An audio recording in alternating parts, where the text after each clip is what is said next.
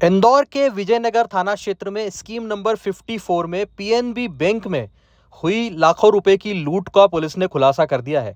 आरोपी की शिनाख्त हो गई है और पुलिस ने लूटे हुआ माल भी बरामद कर लिया है। इंदौर पुलिस कमिश्नर राकेश गुप्ता ने इस मामले में बड़ी जानकारी दी और बताया कि कैसे वे आरोपी तक पहुंचे और कैसे आरोपी से माल बरामद किया और उसकी शिनाख्त की। उसकी गिरफ्तारी के लिए किस तरह से प्रयास किए जा रहे हैं।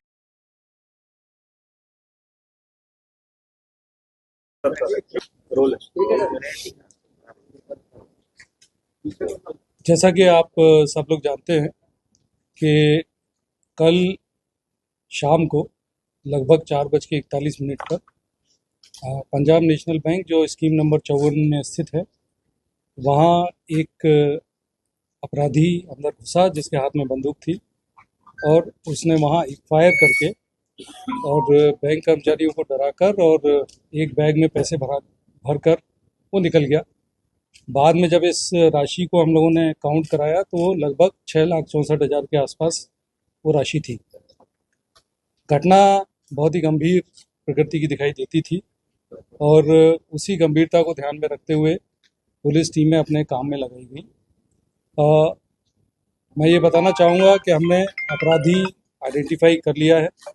अपराधी के पास से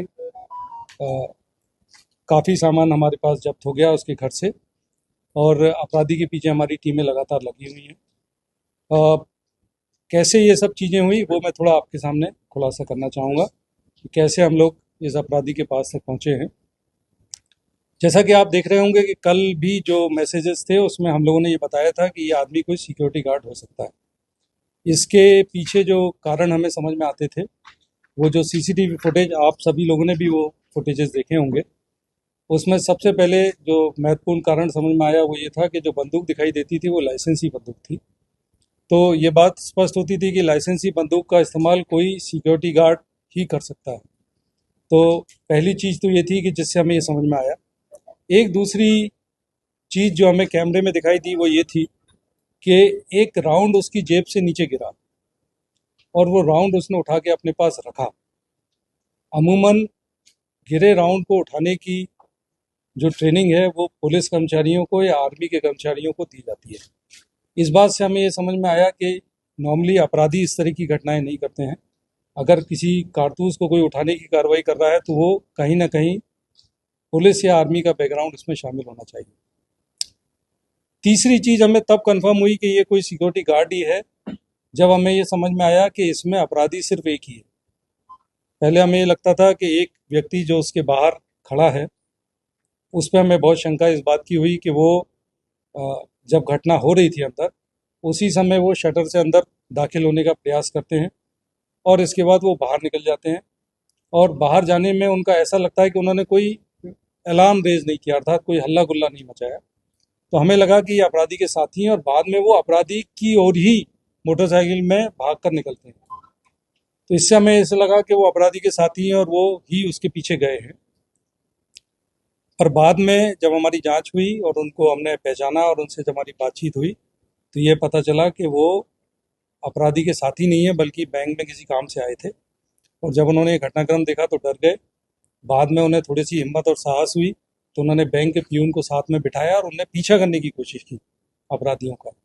तो ये घटनाक्रम जब हमें समझ में आया कि इकलौता अपराधी है तो ये साफ इंडिकेट करता था कि कोई ऐसा आदमी जो बैंक में ड्यूटी कर चुका है, जो किसी आर्मी के बैकग्राउंड का है, वही इस घटना में कहीं ना कहीं शामिल होगा। अब इस घटनाक्रम को सॉल्व करने के लिए हमारी टीमें 4 तरह से काम कर रही थी। पहला जो हम अमूमन करते हैं कि हमारी एक पूरी टीम सीसीटीवी की ओर, सीसीटीवी फुटेजेस की ओर लगातार देख रही थी। वहीं दूसरी टीम हमारी हमने लगाई कि जितने सिक्योरिटी गार्ड्स का हमारे पास रिकॉर्ड है उसके बारे में भी हम लोगों ने जांच करना शुरू की और ख़ास तौर से उस इलाके के आसपास के जो इलाके हैं वहाँ रहने वाले कितने सिक्योरिटी गार्ड्स हैं इसके बारे में भी हमारी जांच शुरू हुई। तीसरी टीम हमारी आर्म्स लाइसेंस जो थे उनके बारे में, चूँकि ये लाइसेंस शुदा वेपन दिखाई देता था, उसके लिए भी हमारी एक टीम लगी।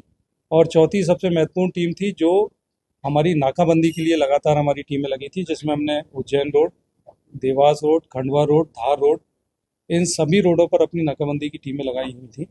जब सारी नाकाबंदी की टीमों से हमें रात 8 बजे तक ये खबर मिली कि इस तरह का कोई व्यक्ति क्रॉस नहीं किया है, तो हमें इस बात का पूरा विश्वास हो गया कि ये व्यक्ति इंदौर का ही है। अर्थात अब हमें इंदौर और इंदौर के ही इलाके में अपने टीमों को कंसंट्रेट करना है। हालांकि यह भी संभावना थी कि कपड़े बदल कर कोई आदमी निकल सकता है, लेकिन फिर भी हमें ये मजबूती से ये एहसास था कि ये इंदौर में ही है। मैं हमारी पूरी टीम, जिसको लीड श्री अभिनय विश्वकर्मा, जो हमारे जोन 2 डीसीपी हैं, आपकी कड़ी मेहनत और आपकी पूरी टीम की कड़ी मेहनत, जिसमें अमरेंद्र सिंह, आपके साथ 2IC विजयनगर गौतम, इसके अलावा TI लसूड़िया श्री तारेश सोनी, कृष्ण लाल चंदानी ACP, आप सभी लगातार पूरी रात लगे रहे और मुझे लगता है कि लगभग 1000 के आसपास कैमरे आप लोगों ने खंगाले। और एक एक कैमरे से एक बहुत अच्छी बात ये हुई कि इनका उत्साह इसलिए बढ़ता गया कि इन्हें एक एक कैमरे से रूट कुछ कुछ क्लियर होता गया। कभी वो न्याय नगर पे दिखाई दिया, फिर आगे उन्हें हीरा नगर के आसपास दिखाई दिया। पूरा रूट आपको एक बार DCP अभिनय बहुत अच्छी तरह बता पाएंगे। जैसे जैसे रूट क्लियर होता जा रहा था, वैसे वैसे हमारी टीम लगातार उसमें मेहनत करती जा रही थी। पूरी रात टीम ने मेहनत की है। मुझे लगता है कि हमारी 15 से अधिक टीमें लगातार CCTV कैमरों को खंगालने में लगी थी। क्राइम की भी हमारी पूरी टीम, जिसमें राजेश दंडोतिया और उनके पूरे टीम के सदस्य लगातार लगे थे। इलेक्ट्रॉनिक सर्विलेंस का भी काम हमारा जारी था, जो हम हमेशा करते हैं। इसमें जो टीमें हैं वो लगातार, उनको जब ये रूट मिलता गया तो एक जगह इनको कैमरे में चेहरा भी दिखाई दिया। आपने देखा होगा कि वो बीच में मास्क लगाए थे, बाद में इन्हें जगह कैमरे में चेहरा भी दिखाई दे गया और गाड़ी का कलर भी इन्हें बहुत क्लियर हो गया कि गाड़ी ग्रीन रंग की है। अब इनके पास ये टास्क था कि ग्रीन रंग की गाड़ी उस इलाके में कहाँ पार्क्ड है। तो एक पूरी तैयारी इन लोगों ने कॉम्बिंग गश्त IP की, जिसमें कि पूरी टीम ने उस इलाके में कोई गाड़ी तो पार्क नहीं है। और पुलिस इस मामले में थोड़ी सौभाग्यशाली रही कि एक घर के बाहर उन्हें वही गाड़ी पार्क की हुई। जिस इलाके के पास का कैमरा इन्हें देखने के लिए मिला था, उसके पास इन्हें वो गाड़ी खड़ी दिखाई थी और इसके बाद हमारी कार्रवाई आगे बढ़ी है।